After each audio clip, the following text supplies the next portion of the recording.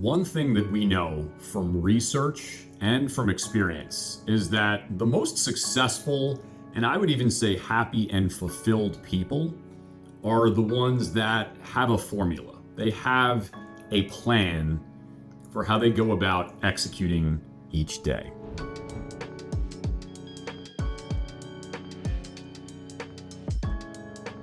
And that plan is not, again, just about success. It's about self-care, but there's a method to the madness.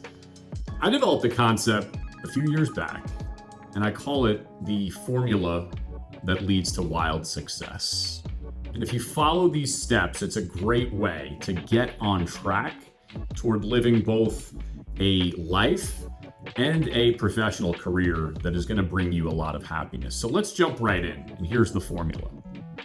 Idea plus faith plus courage, positive attitude, and imagination, plus maximum effort equals success. So let's break each one of these down, and we'll go one by one, and I'll give you a little bit more of the how-to, along with some tools on how you can use them. Everything begins with an idea. And I think the most important thing to understand about any success or fulfillment or happiness is that we need to have a thought life, and I would even add an emotionally intelligent thought life. It begins with self-awareness, which begins with reflection.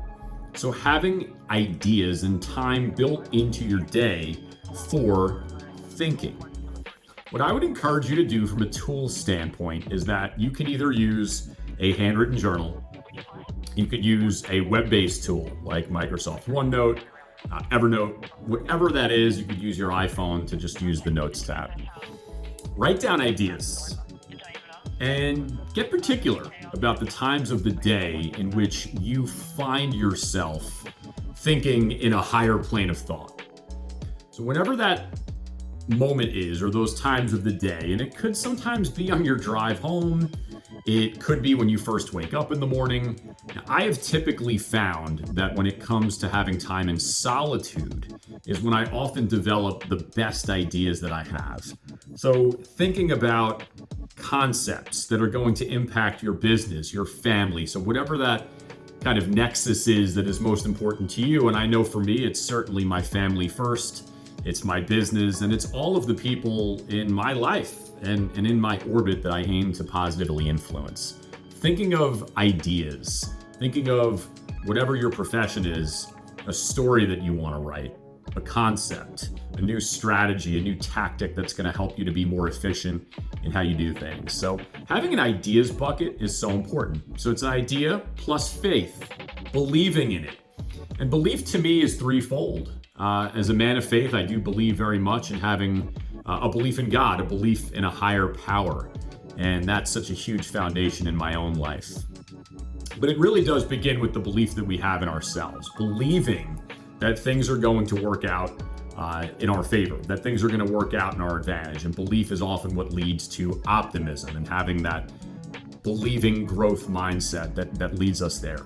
Believing in other people, which in the hope of that, of course, is that there's a more reciprocal relationship to the way that we show belief in others, is that others will believe in us and that they will back our dreams and our goals and the things that we aim to achieve. But it really does start with faith and believing and trusting, which often is a really great tool for emotional awareness because it helps to relieve some of the stresses, fears, and anxieties that might actually come from just doing what we do every day and knowing that we're aiming to achieve things. And courage. Having that will, the confidence, the conviction to act.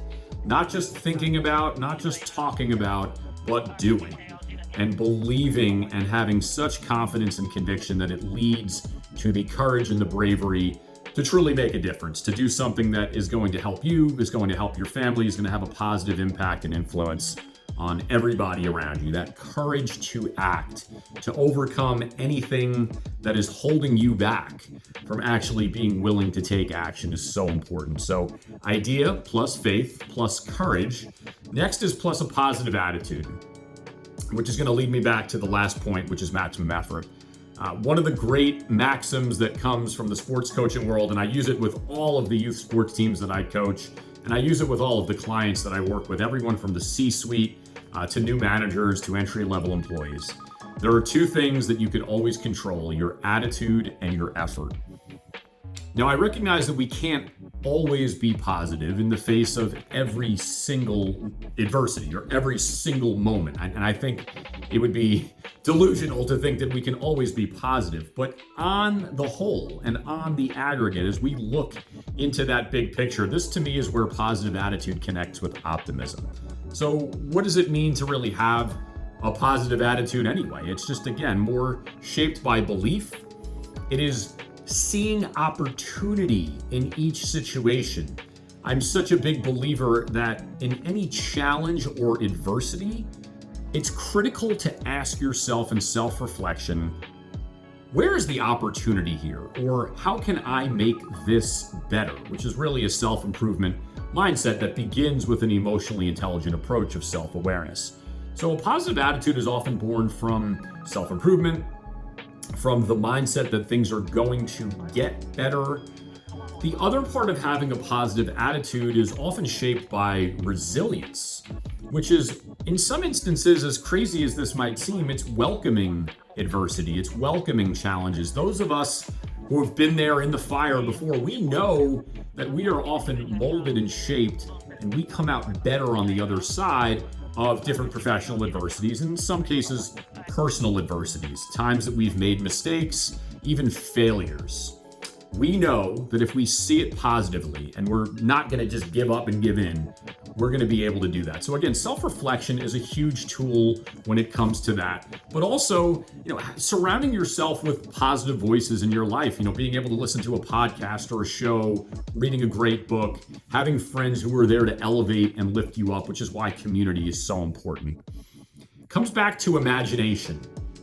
Comes back to thinking really big thoughts. And I distinguish that when it comes to ideas, in that part of just creative imagination is thinking about being creative and being curious about the work that you do, who you aim to serve, and even as it comes to your family. I know that one thing that I have seen in my own life is that if I have a tough business day or an exhausting day of work, it's sometimes hard to flip that switch from being the employee, if you will, or being the businessman or the entrepreneur, whatever role that you're in, CEO, senior vice president, whatever role that you find yourself in, it's not always easy to flip that switch to being a spouse or a partner or a parent.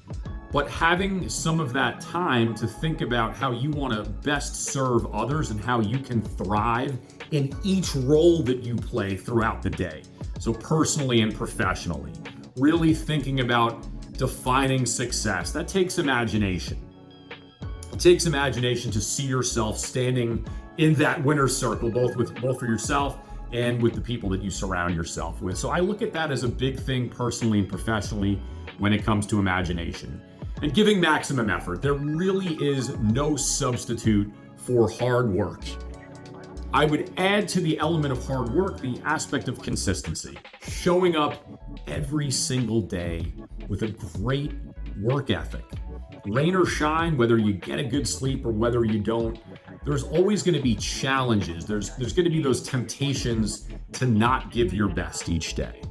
But as long as you're in positive health, and as long as you're really looking at things, again, as I read back the formula, idea plus faith plus courage plus positive attitude, imagination, and maximum effort equals success, happiness, and fulfillment. So that is the formula that leads to wild success. It's going to bring you a lot of positivity to your life. It's going to give you a more optimistic, but also an optimistic and realistic way of looking at things. If you don't back these great ideas and faith and courage and positive attitude and imagination with hard work and with consistency, it's going to be very hard to consistently succeed. So do the best that you can, prosper, and watch what happens in your life as you begin to make some of these changes.